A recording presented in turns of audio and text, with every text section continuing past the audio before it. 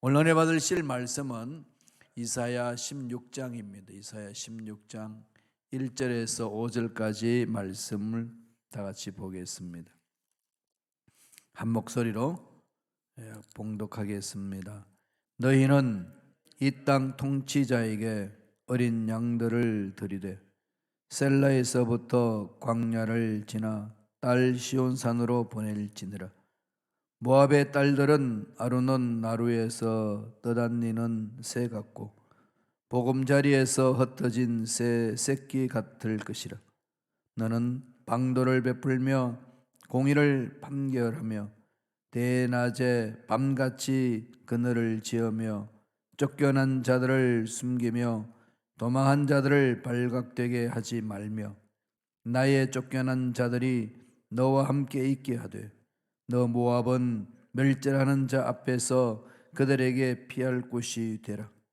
대저 토색하는 자가 망하였고 멸절하는 자가 그쳤고 압제하는 자가 이 땅에서 멸절하였으며 다윗의 장막에 인자함으로 왕위가 굳게 설 것이요 그 위에 앉을 자는 충실함으로 판결하며 정의를 구하며 공의를 신속히 행하리라. 아멘. 이 말씀으로 절망에서 희망을 찾는 길이라는 제목으로 은혜 말씀을 나누겠습니다. 오늘 본문 말씀도 모압에 대한 말씀입니다. 모압 어느 땅이죠? 지금은 이 동편 이스라엘 동편 쪽에 있는 요르단 지역, 그 지역이죠. 모압과 암몬 사촌지간이잖아요. 이 사촌이 아니라 형제지간이었습니다. 누구의 자손이죠? 롯의 자손이죠. 롯이고 결국은 위에 올라가면 롯은 아브라함의 조카니까 아브라함의 후손들이죠. 롯이 근친상간으로 이루어진 자녀들 모압과 그다음에 암몬과 모압인데 그 후손으로 이루어진 나라가 모압. 그러니 이 모압에 대해서 하나님이 관심이 많으셨어요. 성경책 읽어보면 모압에 대해서 관심이 많습니다. 어저께도 말씀드렸습니다마는 모압의 여인 누구죠? 룻 기억나나요? 예, 나오미의 며느리. 나오미가 유다에 살기 너무 힘드니까 가뭄이 들어서 이 모압으로 이민을 갑니다. 모압으로 이민을 갔는데 이민 생활이 넉넉치가 않았어요. 참 힘들었습니다. 남편도 잃고 두 아들도 잃어버렸어요. 그러니까 나오미도 남편 잃고 두 며느리도 남편 잃고 이러니까 나오미가 살 수가 없잖아요. 그래서 이민생활 청산하고 나는 본국으로 돌아가겠다 그러는 거예요. 본국으로 돌아가겠다 그러니까 너희들도 이젠 모압 여인들이니까 모압에서 살아라. 그래야 재혼도 할 수도 있고 좋지 않겠나. 그랬더니 룻이 뭐라고 그러죠? 아닙니다. 저는 시어머니 따라가겠습니다. 어머님이 섬기는 하나님이 나의 하나님이시고 어머님의 백성이 나의 백성입니다. 이 하나다. 가족 공동체 하나다. 그런 것을 보여주는 거죠. 그렇게 와서 보아스를 만나게 되고 보아스와 함께 결혼 생활하게 되고 자녀 낳고 그래서 그 자녀가 나중에는 다윗이 태어나는 메시아의 족보에 들어갑니다. 이스라엘 백성들이 출애굽해가지고 가나안 땅으로 가는 도중에 참 이 모압 사람들이 많이 괴롭혔잖아요. 암몬과 모압이 참 많이 괴롭혔어요. 그런 상황들 하나님 늘 다 지켜보신 거죠. 다 지켜보시고 때가 되니까 내가 심판하겠다. 악한 것들의 심판은 하나님의 정하신 계획이 있고 때가 있어요. 저와 여러분 인생에 아무리 힘든 일이 있어도 끝날 때가 있습니다. 그 때를 바라보는 게 중요한 거죠. 하나님의 정하신 때, 하나님께서 간섭하시고 다스리시기 때문에 그렇습니다. 그런데 하나님이 이 모압을 이제 너무나도 악하니까 심판해야 되겠다 그러시면서도 그들에게 재앙을 피하고 보호받을 수 있는 길을 가르쳐 줍니다. 그래서 절망에서 희망을 찾는 길을 허락해 줍니다. 어떻게 해야 될까요? 이 말씀을 깊이 묵상해 보면 오늘날 저와 여러분들이 이 힘든 세상을 살면서 어떻게 희망을 찾아갈까? 그게 참 마음에 이렇게 새겨지지 않으신가요? 참 살다가 보면은 생각지도 않는 일들이 여기저기서 막 일어나지요. 건강에 문제가 생기고, 경제에 문제가 생기고, 앞날에 문제가 생기고, 자녀에 문제가 생기고, 여러 가지 일들이 일어납니다. 또 교회 공동체도 신앙생활 하는데도 생각지도 않는 일들이 일어나고 충격이 크지 않습니까? 문제가 없는 세상은 없습니다. 그러니까 문제는 항상 있다는 거죠. 그 얘기는 항상 위기 속에 산다는 겁니다. 누구나 할 것 없이 절망 가운데 허우적거릴 수 있다는 거죠. 이럴 때에 예수 믿는 나에게 왜 이렇게 인생이 꼬이냐 이런 생각이 아니고 어떻게 하면 풀 수 있을까 이 생각을 해야 되는 거죠. 그러니까 우리 인생을 얽히고 설키게 하는 일들은 여기저기 흩어져 있습니다. 예수 믿는 사람으로 피할 수 있는 길은 아니에요. 맞닥뜨려야 됩니다. 다 만나는 거예요. 그러면 하나님의 능력을 믿는 저와 여러분들의 마음 자세는 뭘까요? 하나님도 알고 계시는데 이런 문제들을 어떻게 풀어가야 될까? 하나님 그 마음을 가지라는 거죠. 왜? 하나님 전능하시고 죽은 자도 살리시고 없는 것도 있게 하시는 하나님이시니까. 하나님의 심판하는 중이라도 살 수 있는 길을 열어주신다는 거예요. 이게 하나님의 마음이에요. 오늘 모압을 심판하겠다 말씀하셔놓고 또 살 수 있는 길을 열어줍니다.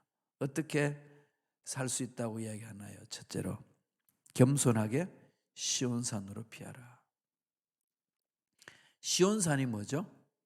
예루살렘 성전. 예루살렘 성전이 뭐 하는 곳이죠? 하나님이 임재하는 곳.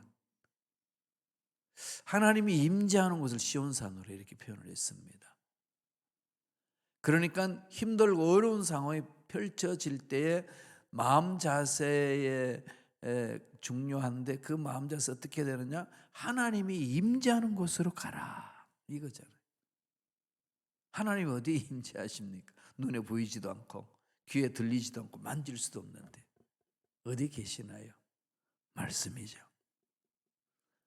말씀 계시 속에 하나님이 어떤 분인지 계시해 놓으시고 하나님의 능력은 어떤 것인지 말씀하고 있고 하나님은 성품이 어떤 분인지 알 수 있고 우리는 어떻게 살아야 되는지를 다 담아놓고 여기에서 만나자고 하나님은 말씀합니다.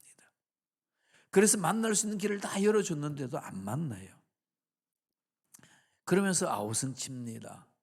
다시 말씀드리면 말씀을 안 읽는다는 거예요. 말씀 읽고 묵상하고 암송하고 말씀을 파고 들어와야 돼요. 오늘 말씀 볼까요? 16장 1절 다 같이 한 목소리 읽겠습니다. 너희는 이 땅 통치자에게 어린 양들을 들이되 셀라에서부터 광야를 지나 딸 시온산으로 보낼지니라. 모압이 지금 이제 멸망받게 됐잖아요. 멸망받게 된 이 모압이 벗어날 수 있는 길 어떻게 하나요? 하나님 뭐라고 그러죠? 시온산으로 가라. 하나님이 임재하는 곳으로 찾아가라. 힘들고 어려운 상황이 있어도 찾아가면 된다. 이걸 역사적으로 보면 이 땅 통치자 그랬죠. 그 당시 유다를 다스리던 히스기야 왕 시대입니다. 그러니까 네 모압 심판받을 그 상황에 놓였을 때에 너희들은 그들 앞에 나아가서 그들과 함께 살라. 셀라의 말은 요새 같은 장소, 이 페트라 골짜기, 협곡이잖아요. 그건 어떤 그 무기로 공격해와도 쉽게 점령할 수 없는 지역입니다. 성지순례 우리 그 동영상 봤을 때 페트라성이 어떤지 보셨지 않습니까? 그런데 이런 데 가가지고 숨어서 보호받으려고 그러지 말고 그곳에서 나와서 강야를 지나서 예루살렘 시온산으로 가라. 힘들고 어려운 일이 펼쳐진다고 그냥 그 세상에 편안한 자리를 찾으려고 몸부림치지 말고 하나님이 임재하는 그곳에 가서 몸부림을 쳐라. 다시 말씀드리면 하나님을 만나라. 만나는 길이 뭐죠? 말씀 위에 서는 거예요. 이렇게 새벽 예배에 나와서 말씀을 붙드는 겁니다. 토요일 날 이렇게 많이 모이니까 좋잖아요, 그죠? 매일 그렇게 모였으면 좋겠어요. 그래서 기도합니다. 발걸음을 하나님 이렇게 매일 모일 수 있는 은혜를 우리에게 허락하여 주시고, 우리 캐치길에 있을 때에 그 주위에 사시는 분들이 많았기 때문에 그렇게 많이 모여서 예배 드렸는데 다 흩어져 있으니까 모이기 힘들지만은 하나님 은혜를 주시고 우리에게 그럴 수 있는 기회를 주셔서 모여서 기도하게 하옵소서. 늘 기도하는 거죠. 말씀 안에 들어오는 것이 한 만나는 길이라는 겁니다. 내가 갈 길을 몰라 방황할 때 하나님은 보여주신다는 거죠. 시편 기자는 이렇게 고백합니다. 시편 144편 2절입니다. 다 같이 읽겠습니다. 야훼는 나의 사랑이시요 나의 요새이시요 나의 산성이시요 나를 건지시는 이시요 나의 방패이시니 내가 그에게 피하고 그가 내 백성을 내게 복종하게 하셨나이다. 하나님이 안식처라는 거예요. 이 세상 살며도 하나님이 나의 안식처에 있을 뿐만 아니라 죽어서도 영원히 살 수 있는 천국에서 그 소망이 있습니다. 사나 죽으나 하나님의 것입니다. 그러면 이 세상의 문제는 하나님 만져주신다는 거죠. 주인은 자기 소유물을 빼앗기지 않기 위하여 다 보호하고 보살핍니다. 부모님들은 자식들을 품어주잖아요. 목숨을 내어놓고 품어주지 않습니까? 하나님 아버지가 그렇게 우리를 품어주십니다. 그러므로 이 세상이 힘들고 어려운 상황 속에서 이길 수 있는 유일한 길은 나를 품어주신 하나님 품에 안기는 거예요. 오늘 본문 이사야 16장 2절에도 이렇게 말씀합니다. 다 같이 읽겠습니다. 모압의 딸들은 아르논 나루에서 떠다니는 새 같고 보금자리에서 흩어진 새끼 같을 것이라. 나루터에 떠돌아다니는 새처럼 방치하지 말라. 그 속에 그냥 머물지 말라는 거죠. 길이 있는데 왜 그렇게 세상 것들에 매여서 후적거리냐 그러는 거죠. 모압 사람들의 딱한 상황을 바라보고 하나님이 통곡하는 마음이지 않습니까? 정처 없이 떠들고 있는 새처럼. 참 이 세상에서 이 일해도 안 되고 저 일해도 안 되고 앞길도 막히고 뒤돌아봐도 막히고 이러면 정말 괴롭잖아요. 한국에는 젊은이들이 돈을 열심히 모아도 그 월급쟁이 생활하면서 살면서 돈을 모아도 집 하나 살 수 없는 상황. 어마어마해요. 제가 한국 가면 살 집이 없어요. 그 장로님이 그러시더라고. 한국에 작년에 선교대 할 때 이원장 장로님이 목사님 한국 오면 살 집 있으세요? 그랬더니 왜요? 목사님 돈 아무리 모아도 목사님이 살 수 있는 아파트 못 삽니다. 얼마인데 물어봤더니 조그마한 24평도 17억이 넘고요. 170만 불이 넘습니다.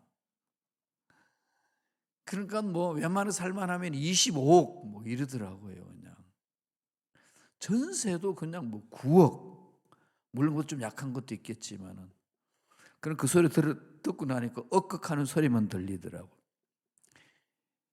참 그 어려운 상황 속에서 젊은이들이 직장생활 돈을 모아서 집을 산다, 힘들잖아요. 그리고 또 자녀들 낳아서 양육하고 한다는 게 너무 힘든 거죠. 그래서 결혼도 안 하고 혼자 살고 아기도 안 낳고 참 어려운 상황입니다. 기도해야 돼요. 살 수 있거든요. 그죠? 이 절망이지만은 살 수 있습니다. 길이 어디일까요? 하나님 앞에 매달리는 거예요. 하나님 앞에 매달리면은 하나님은 죽은 자도 어떻게 하시죠? 살려주시잖아요. 없는 것도 있게 하시는 하나님. 그래서 시온산으로 피해라. 여러 가지 힘들고 어려울 때마다 하나님 품 안에 푹 안겨서 하나님의 지혜로 문제를 풀어가는 저와 여러분 되시기를 축원합니다. 두 번째로 어떻게 하라는 거죠? 서로 피할 것이 되라. 하나님 품 안에 안겨서면 우리들이 할 일은 뭐죠? 서로 섬기는 자가 되는 거죠. 지치고 힘든 사람이 나한테 와서 하소연할 때 품어줄 수 있고, 내가 힘들고 어려우면 또 나를 보살피는 사람에게 내 하소연할 수 있고 나의 어려움을 이야기할 수 있는 관계를 만들라는 거죠. 그래서 모압은 유다의 피할 곳이 되라. 유다도 힘들고 어려울 때에 모압과 함께 더불어 살 수 있는 길을 만들라는 겁니다. 이게 우리 신앙생활의 핵심이잖아요. 예수님 뭐라고 그러셨나요? 하나님을 먼저 뜨겁게 사랑하고 그런 다음에 어떻게 하라고 그랬죠? 이웃을 내 몸과 같이 사랑하라. 그래서 이웃을 내 몸과 같이 사랑하는 그 모습 속에 하나님의 사랑을 체험할 수 있고, 하나님을 알지 못하는 자들이 하나님을 체험한 자들은 이런 삶이구나 본으로 보여줄 수 있다는 거예요. 이런 것을 할 수 있도록 은혜를 달라고 부르짖어야 됩니다. 이사야서 16장 4절 다 같이 읽겠습니다. 나의 쫓겨난 자들이 너와 함께 있게 되하되 너 모압은 멸절하는 자 앞에서 그들에게 피할 곳이 되라. 대저 토색하는 자가 망하였고 멸절하는 자가 그쳤고 압제하는 자가 이 땅에서 멸절하였으며. 지금 이사야를 통해서 하나님 말씀하는 게 뭡니까? 제일 먼저 유다에 대한 심판을 막 말씀하시고, 이스라엘을 심판받는 것에서 말씀하시고, 그 다음에 인근 주위에 있는 나라들에 대한 심판을 하잖아요. 그럼 온 우주를 하나님이 다스리신다. 모압의 심판이고 블레셋의 심판이고 애굽의 심판이고 아수르의 심판이고 바벨론 심판이고 그 다음에 유다의 심판이 있고, 죄를 범한 모든 사람들이 심판받을 수밖에 없다는 거죠. 유다가 심판받고 힘들고 어려움을 당할 때에 모압 너도 마음을 열어서 유다가 가할 수 있는 그러한 터가 되라. 넉넉한 마음을 가지라는 겁니다. 이건 명령이에요. 마태복음 25장 43절 보실까요? 다 같이 읽겠습니다. 나그네 되었을 때 영접하지 아니하였고 헐벗었을 때에 옷 입히지 아니하였고 병들었을 때와 옥에 갇혔을 때에 돌보지 아니하였느니라 하시니. 마지막 때에 하나님이 심판할 때에 하시는 말씀이에요. 예수님은 변장해서 이 세상에 오시잖아요. 그거 아시나요? 하나님 앞에 간절히 기도하는 가정에게 하나님 말씀하면 내가 오늘 너네 집에 방문하겠다. 그때 어떻게 오실까 기다리고 있습니다. 띵동하고 갔더니 이 지나가는 이 거지가 한 푼 줍쇼. 하나님 오시겠다고 오시지 않고 거지만 찾아오네. 쫓아버렸어요. 길 나간 한 번 또 지나니까 길 나그네가 있는데 너무 힘들고 어려워서 좀 쉴 수 있느냐고 묻습니다. 아니라고, 가라고. 그리고 먼 친척이 이렇게 또 연락해서 옵니다. 그래서 그냥 시큰둥한 거죠. 지금 내 바쁜데 왜 이렇게 갑자기 찾아왔냐고. 이 외국 생활하게 되면 막 갑자기 찾아가면 되게 싫어하잖아요, 그죠? 한국도 요새는 그래요. 다 연락하고 다니고. 그래서 하루를 다 보냈어요. 그리고 기도 하나님 찾아오시겠다고 말씀하셔놓고 왜 오시지 않았습니까? 무슨 소리 하느냐? 나는 내 집을 4번이나 방문했다. 변장에서 오시는 하나님, 영적으로 보셔야 돼요. 그래서 우리 마음이 피난처가 돼야 돼요. 교회가 피난처가 되어야 됩니다.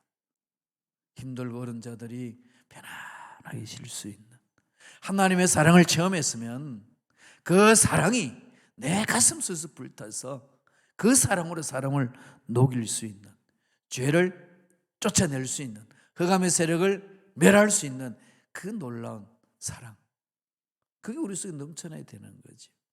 근데 이렇게 하려면은 힘들잖아요. 왜? 내 마음에 그 사랑이 없고 내 마음에 그 여유가 없으면 너무 답답한 거예요. 그래서 저와 여러분들 해야 될 일은 뭐라고요? 늘 말씀에 쓰셔야 되고 그 말씀의 능력으로 은혜를 받아야 되고 그 말씀의 힘으로 하나님 주신 사랑이 가슴 속에서 꿈틀거려야 돼요. 늘 그게 준비가 되어 있어야 되거든요. 그래야 하나님께 쓰임 받을 수 있는 일꾼이 될 수 있습니다. 우리 교회 공동체가 그렇게 돼야 되는 거 아니겠습니까?